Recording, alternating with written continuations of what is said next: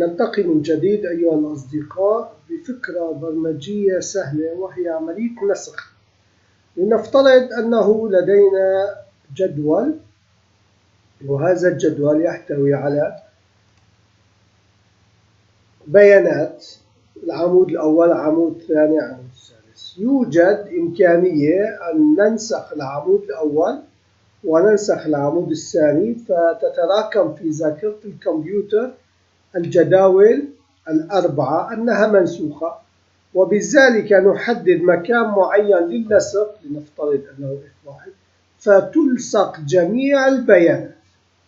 بهذه الحالة نحن حصلنا على عدة مراحل نسخ، ولكن مرحلة واحدة للنسخ. لنرى كيف تكون الطريقة.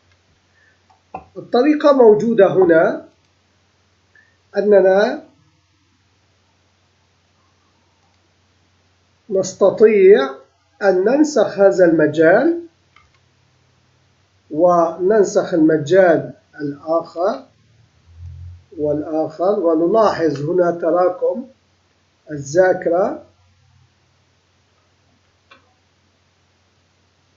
وهنا ننسخ المجال الآخر.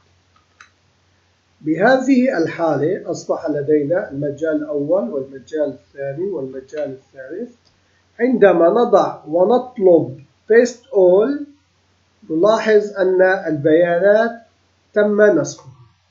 إنها طريقة قد تفيد بعض الذين يعملون في الجداول لكي يأخذوا هذا المجال ويستفيدوا من هذه الفكرة البرمجية التي هي موجودة ضمن خلايا الإكسل، أن الإكسل يحتفظ بمراحل النسخ.